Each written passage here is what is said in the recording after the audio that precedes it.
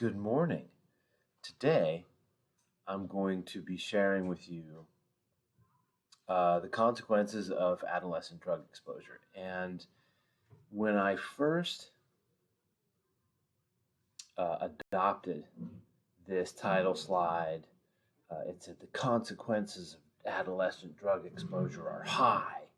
And excluding the double entendre there, I didn't like the value-based judgment of that um, of that specific descriptor, because what's important to me is that you guys get the facts and that you see the whole picture so that you can make these choices rationally for yourselves. So I am here today with these slides to show you the scientific facts.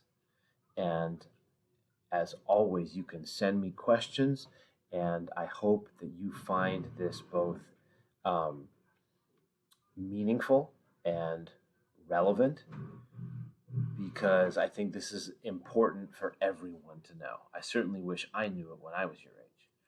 Okay, so for starters, we are going to talk about three different definitions: tolerance, addiction, and dependence. Okay, so for starters, tolerance. Now, on some level, I think we all understand what tolerance is, but I just wanted to clarify it for you here. So you can pause and read this if you want, but it's really exactly what it says here.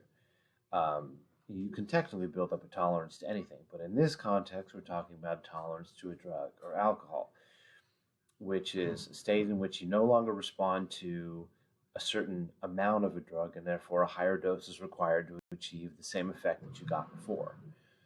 Now, that's different than addiction and dependence. Now, addiction, again, technically you could build up an addiction to anything, because addiction is the psychological component of of attachment, in a sense, of extreme attachment, where um, it has gotten to the point where there is a compulsion to seek out a certain behavior, in this case, a drug or alcohol, and that behavior is rewarding or pleasurable, or at the very least, relieving of stress. And that's an important thing to consider as we move forward when we start talking about different aspects of the brain. Because you have one part of your brain that controls pleasure and reward, another that controls stress and fear, and addiction can play on both of those. And again, in addition to that compulsion, there's also a loss of control, a loss of ability to control the amount that you have. And that's something that alcoholics often describe when they're describing um, what it was like to drink. They would say things like, if I had one drink, I didn't know how many I was going to have. I could end up having just one drink, but I might end up having 20, and I just felt like I had no control over it. Now, dependency is where withdrawal comes in. As a matter of fact, withdrawal is often synonymous with dependence, in the sense that it's the physical need for that drug or that alcohol, to the point where an organism, a person, can only function normally when the drug is around.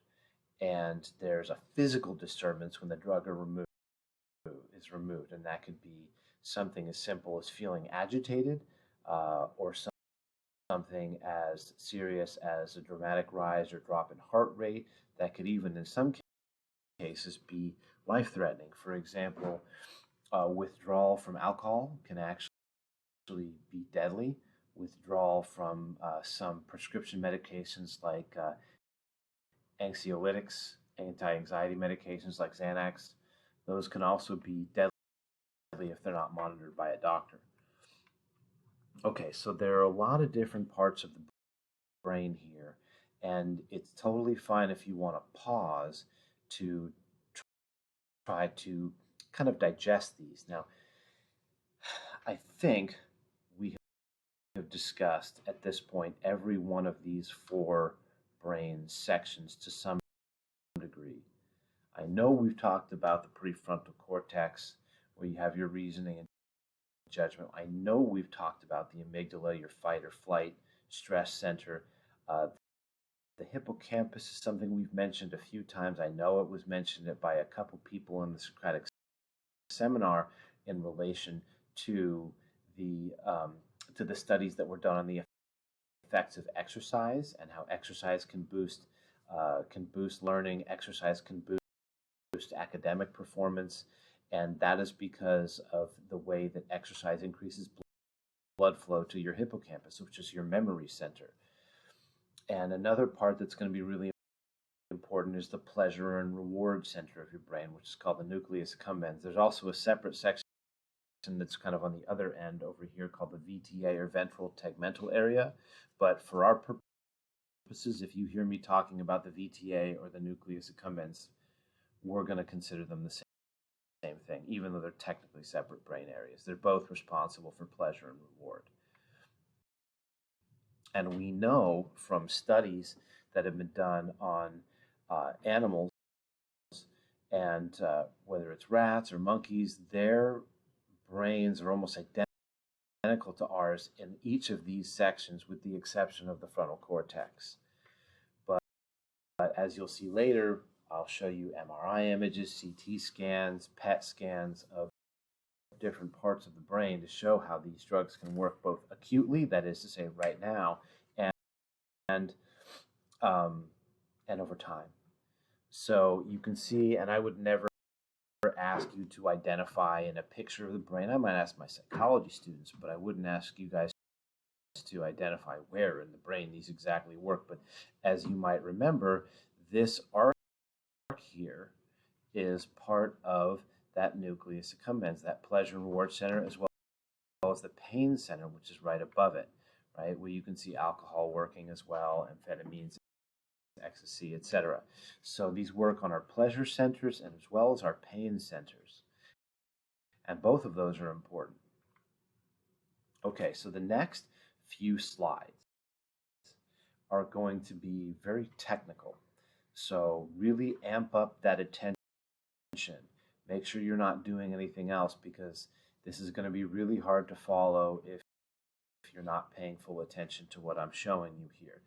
This is an actual, it's a type photograph, but it's an actual photograph of two neurons in a human body that are communicating with one another. And the way they're doing so is along the axon. Now, the axon is this part of a neuron or a nerve cell that sends messages, as you can see by the arrow here. So when we're talking about neurotransmission, which is the title of the slide, we're talking about transmitting a signal from one neuron, in this case the neuron on the left, to another neuron, in this case the neuron on the right, along the axon. Now, there are other parts of a neuron, and I'm not going to quiz you specifically on them, although knowing them will help you to write your first writing prompt for this unit, which is worth 40 points.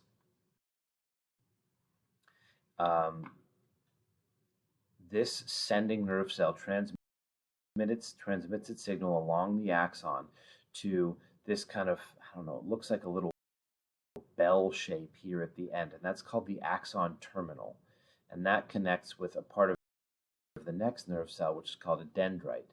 So you might think of the axon as kind of like the voice box, and the axon terminal is like the mouth, right, where the signal, where your talking comes out of, and the dendrite of a nerve cell is kind of like the ear of the next nerve cell that hears what the first neuron is saying.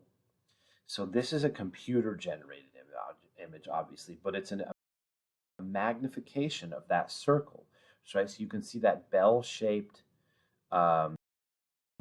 axon terminal here, right? That, again, that's this part right here in the circle, and then the area that's next to it is the dendrite of the receiver nerve cell. And on the receiver nerve cell, there are dopamine receptors. In this case, depending on where you're talking about in the body, they could be receptors for any neurotransmitter molecule. In this case, though, we're talking about dopamine, is a chemical we've talked about before. This should not be new information to you. Dopamine does a lot of different things in the body, but we're going to focus on one specific behavior that dopamine triggers, which is pleasure, the sensation of pleasure. So you can see there are all these dopamine molecules here sitting inside the axon of the nerve cell. And then there are dopamine receptors on the receiving nerve cell.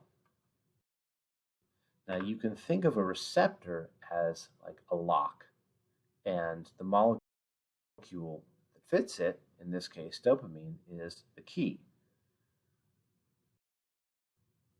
Now ask yourself, is this person feeling pleasure yet?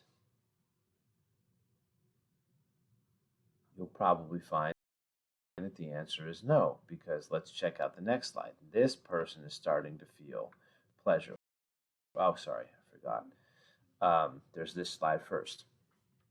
So you have certain drugs that either mimic or cause excessive dopamine release or prevent the breakdown of dopamine. And heroin, OxyContin, Vicodin, these are what are called opiates. Right? So anything that comes from the opium poppy or is synthesized from the opium poppy mimics dopamine. And so that's why these are really, really powerful, because it's almost infinite. Whereas alcohol, which causes excessive dopamine release, can cause you to just dump out all your dopamine, whereas you normally might be kind of trickling it out. And so that's why, heroin and OxyContin and Vicodin, they give this powerful high, but they also tend to be the most addictive. Alcohol's not far behind. Now there's another happy chemical called serotonin, and other drugs, amphetamines, ecstasy, cocaine, they work in what are called serotonin pathways. Now, maybe you can see the pattern. If you know anything about how amphetamines, ecstasy, and cocaine make people behave versus how alcohol and opiates make people behave, maybe you can see a pattern that can help you to remember which is which drugs work in dopamine pathways, which drugs work in serotonin pathways. Pause if you need a second to figure it out.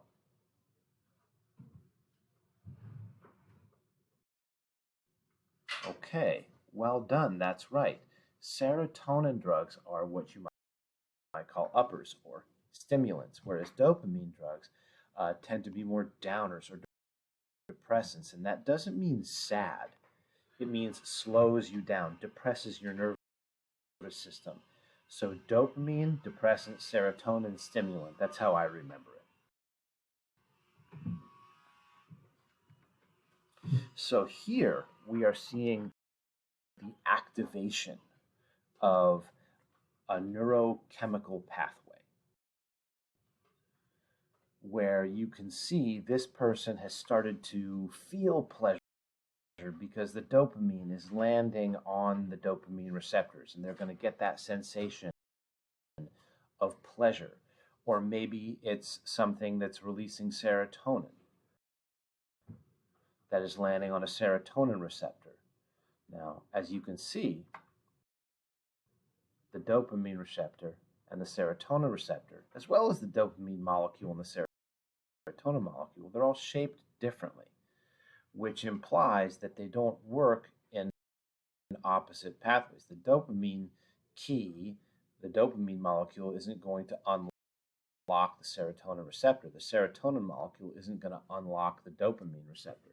They're very specific, and this is the case with all neurotransmitters throughout your entire body. Now pause for a second to see if you can recognize any other things that are going on here, elements of this diagram that we've added. That's right. We've added serotonin and serotonin receptors. Those weren't there before, but we've also added this other thing that you see here called the uptake pump. What do you think the uptake pump does, right? Maybe you can figure it out based on its name and the fact that there's this arrow pointing back into the cell where the dopamine came from. That's right. The uptake pump sucks the dopamine back in. Now, why would you want that, do you ask? Well, take a look at that little symbol between the words pleasure and regulation at the top of the page. Recognize that? That's right. Good job remembering world cultures and geography. That's a yin-yang symbol, which is often used to describe as it comes from Taoism as the harmony of opposites or a balance. So what might that mean in this case? Well, what we're talking about here is a balance between having enough but not too much of either serotonin or dopamine. And I do not mean, and I cannot emphasize this enough, I am not talking about a balance between dopamine and serotonin. They are independent of each other. Serotonin and dopamine do not affect each other. What we're talking about is either the right amount of serotonin and the right amount of dopamine. Remember that dopamine is depressant.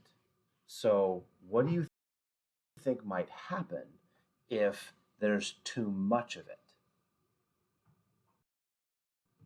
Do you think there's such a thing as being slowed down too much? Absolutely. What would happen if your nervous system slows down too much? Well, you might stop breathing. And that's something that is part of a heroin overdose or alcohol poisoning. That's how people die from those things. Serotonin is more of an upper. And so if someone takes too much amphetamines or too much ecstasy or too much cocaine, that tends to get their heart going really, really, really fast. And they can die of something like a heart attack, right? So there's such a thing as too much. And that's where the uptake pump comes in. The uptake pump is there to make sure that there's not too much dopamine floating around. So if you get a ton of dopamine floating around, or what the body thinks is dopamine, in the case of heroin or OxyContin or Vicodin that mimics dopamine, the uptake pump is going to start speeding up. And that's one of the ways that the brain develops tolerance, right? The acceleration of the uptake pump. But if you think about all the other variables, some of the other things, and maybe you've heard of this before, is the blocking of receptors. The receptors can actually get shut down. So the brain's cells receive less dopamine or less serotonin, or it may even destroy the production of serotonin or dopamine. There was a synthetic heroin, kind of like fentanyl, that was going around many years ago that would destroy dopamine production that gave people Parkinson's disease. Young people would get Parkinson's disease. It's pretty scary. So as you can see here, you have either the dopamine gets destroyed, the uptake pump gets accelerated, or the receptors can get blocked off. And is that going to be temporary? Yeah, which is why tolerance can go away if someone goes sober for a while. But what we're talking about here, no matter what, is we have gone through now the description of how tolerance gets created. So at this point, you should be able to explain to me how and why the brain develops tolerance.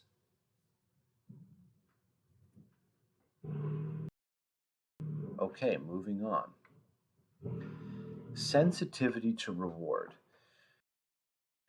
We all have various sensitivities to reward, but each of us has slightly different sensitivity to reward. In other words, it's one of the more genetic components of this process of addiction. Maybe you've heard of an addictive personality. Some people are simply more sensitive to reward than others, and therefore they have a closer gap between I like it and I want to do it again. Maybe you know people who can experience things that they really love, that feel great, and then just leave them alone. Whereas maybe you know someone else who feels something that they really love or felt great, and then as soon as it's done, they're like, when are we going to do that again? Let's do that again, right? That would be a symptom of an addictive personality. Regardless of the individual variation, the teen brain is especially sensitive to reward, and that is by genetic design. Think about it this way, especially when it comes to novelty, new experiences. And this is something we're going to talk about more later. But for now, let's just clarify that the teen brain is especially sensitive to reward because it is a genetic evolution to help you embrace adult roles or adulting. Think about it this way. If you were a teen and you didn't like new things and you didn't want to experience new things, what that would mean is you'd probably want to stay in the role of a child indefinitely. And you would never embrace the new responsibilities and habits that you need to become an adult. Why is this done at 14 and 15? Well, because in a hunter-gatherer caveman society, that's the age at which you would be expected to start adulting, behaving like an adult, whether it was joining the men on a hunt or having children or raising children or working on building the shelters, whatever it is. These are things that children would rarely have been expected to do, but adults would have been expected to do. And so teen brains have evolved over thousands of years to like new things and want to repeat new things and build habits out of those new things. And the good news is that you guys can build good habits faster than I can, faster than your parents can, but you also can build dangerous habits, unhealthy habits, just as fast.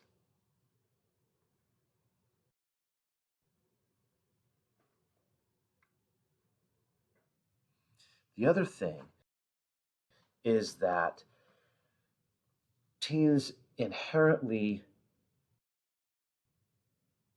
emphasize the upside of possible outcomes.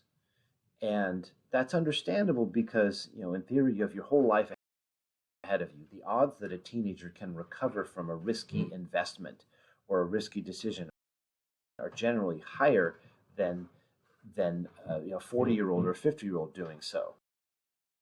And as a result of that, teens tend to instinctively overemphasize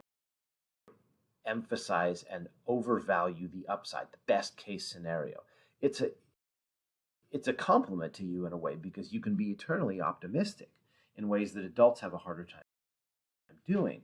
But the problem is here, when it comes to things like drugs or alcohol, there tends to be an unrealistic evaluation of things like driving while drunk or taking that extra shot and thinking, it's going to be fine, when in reality it might not. We didn't evolve with these drugs in our society or alcohol in this way in our society. So we didn't evolve alongside that. We didn't evolve to calculate these kinds of risks.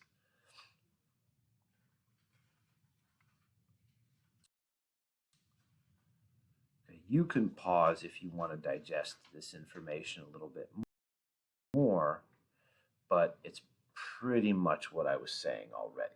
So sorry for not putting it up there before I said it, but I got a little excited. Okay, so this is the culmination of this section of the slides. So pay extra attention, double down on that focus while you're watching this. So what we're describing now is the path to addiction, right? At first, someone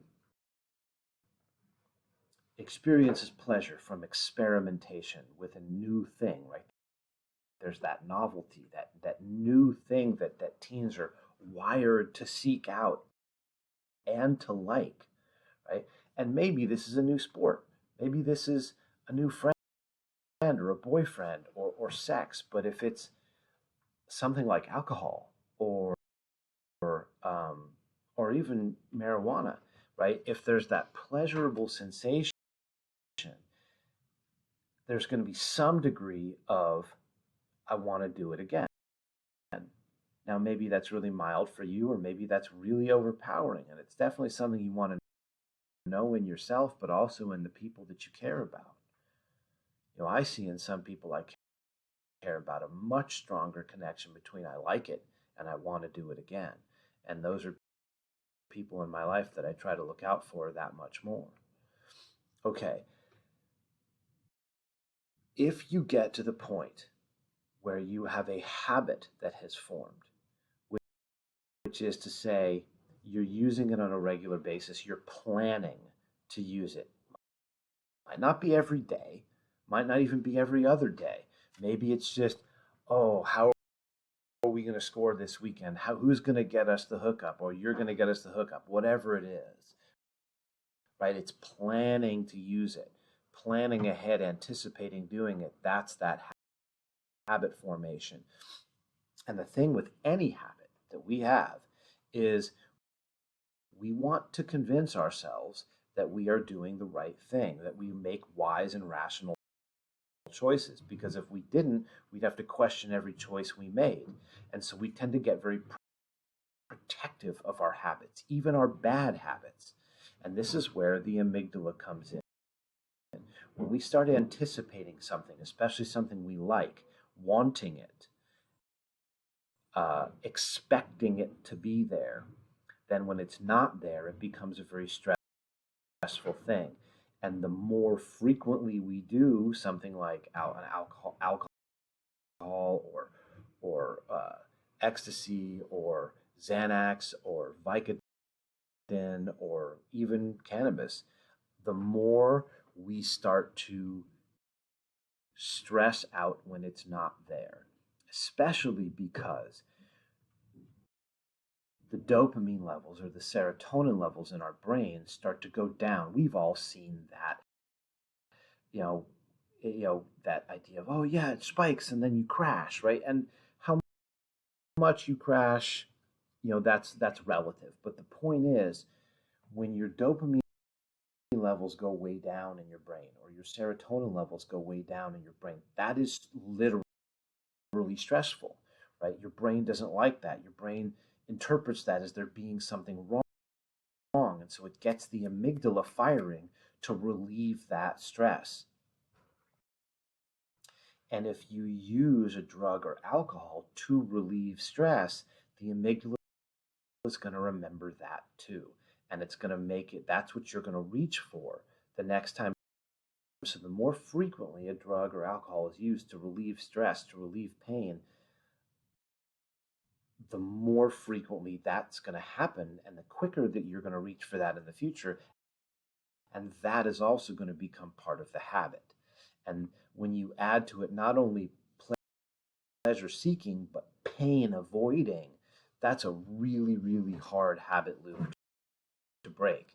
And that's where it becomes something of an addiction, because when you have this powerful pleasure seeking and this even more powerful pain avoiding, because the amygdala is about survival, and if you're in pain, the amygdala it doesn't know the difference between withdrawal from alcohol and getting stabbed with a knife. The bottom line is the amygdala thinks it's painful and it wants to avoid it. And so that's about reacting now, right? What we need to do to survive.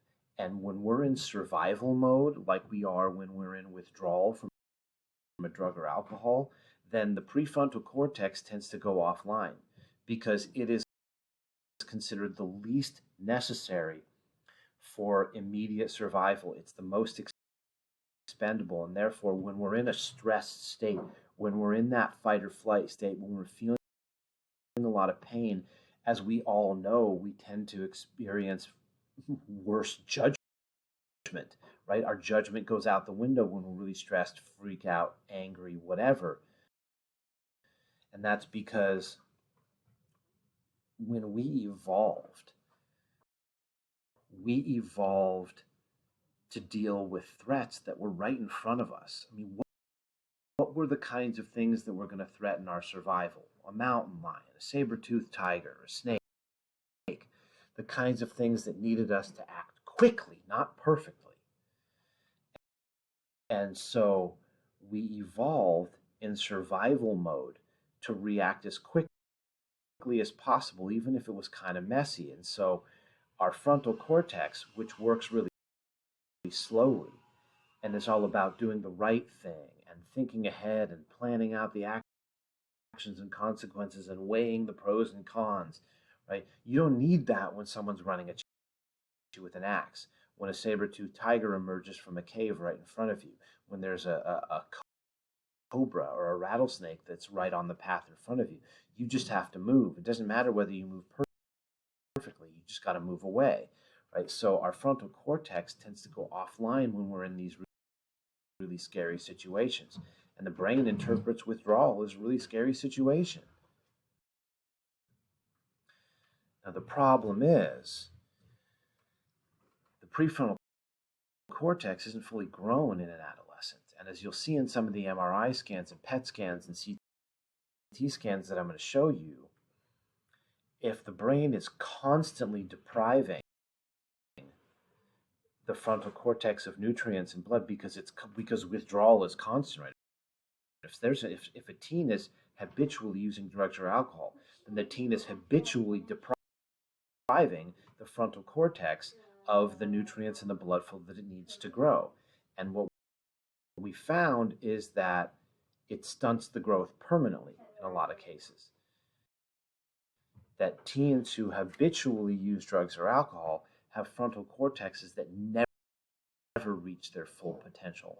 And therefore our judgment and our moral compass and our long-term planning and our self-control never reach their full potential. Now, the speed with which this happens varies from drug to drug. So the y-axis here, the vertical axis, shows the dependence potential. And what that means is how quickly you develop dependence, chemical dependence, on any of these drugs. And as you can see, heroin is the fastest, right? Very high means anyone can develop an addiction to heroin very fast. Oxycontin and Vicodin, which are available by prescription, are up here too, because they are made from morphine, right? And codeine, the same things that are made, that heroin is made from. So, interestingly, maybe you find some of these surprising, but you can think about which ones you find surprising and why. But I think a lot of people are surprised by how high up nicotine is, because nicotine's legal, right? Same thing with Oxycontin, Vicodin, hydrocodone, oxycodone. Those things are legal, and yet they're extremely addictive. So you can see why we have an epidemic of addiction in our society. Alcohol, moderate addiction, what we're really referring to here is not the power of the addiction, but the speed of the addiction. how long it takes to develop. So what we're saying here is if someone was using marijuana, alcohol, nicotine, and heroin all at the same rate, the heroin addiction would develop first, then the nicotine addiction would develop, then the alcohol addiction, then the marijuana addiction, and then finally an addiction to something like LSD or psilocybin mushrooms. Psilocybin is the active ingredient in magic mushrooms or hallucinogenic mushrooms. MDMA is ecstasy. Caffeine, as we know, is in tea and coffee.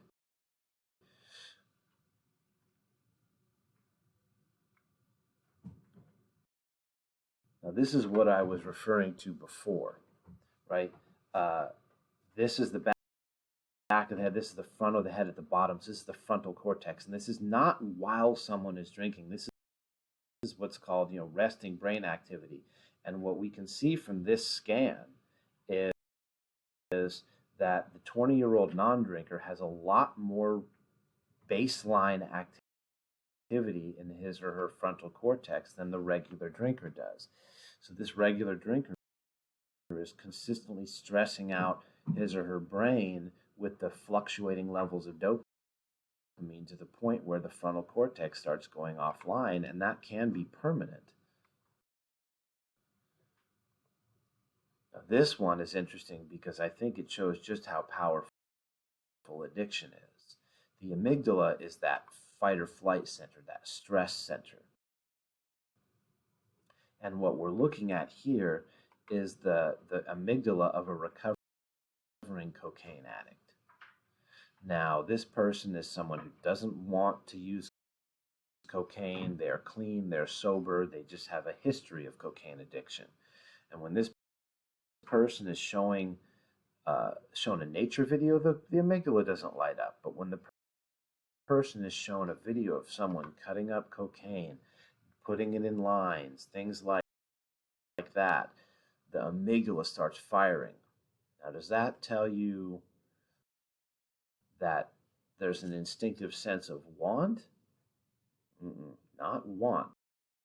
The amygdala is not about want. The amygdala is about survival. The amygdala says need. Right? So it shows you just how powerful these addictions can be, even months or years later. Right? There's a trigger, an emotional, unconscious trigger to seek it out, which is why people like recovering alcoholics have such a hard time going to bars or even being around it for a while, because they have to learn positive habits for self-talk to kind of calm down that amygdala that says, we need that, go get it. Because the amygdala is so good at overpowering our reason and our judgment, because it's about survival.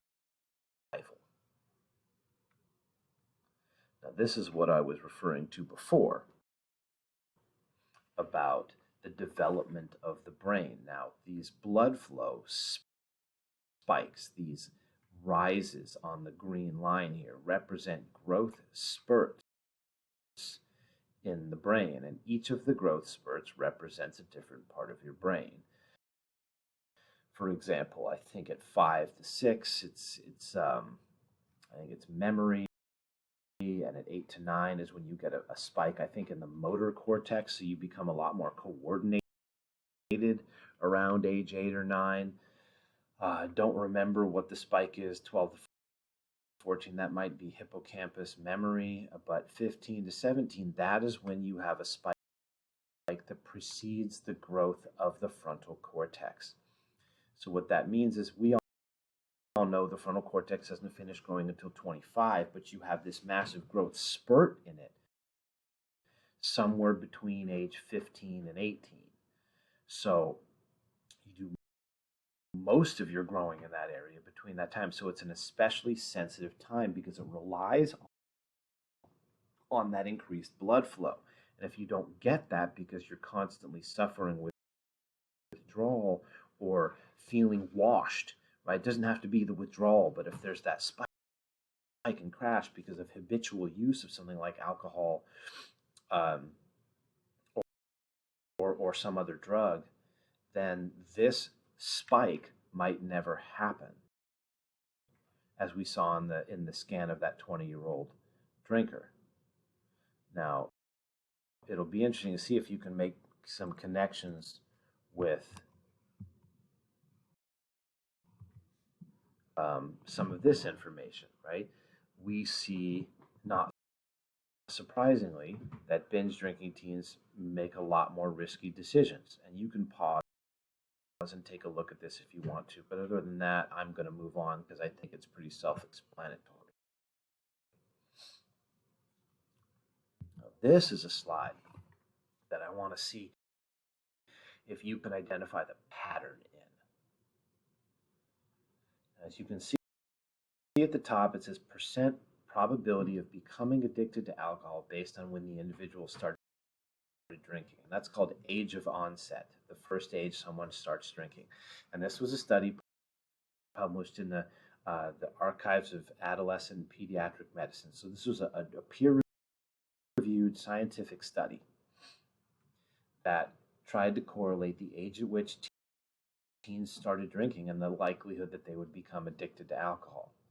And as you can see on one extreme, for teens who started drinking alcohol by 13 or earlier, there was almost a 50% chance that they would become addicted.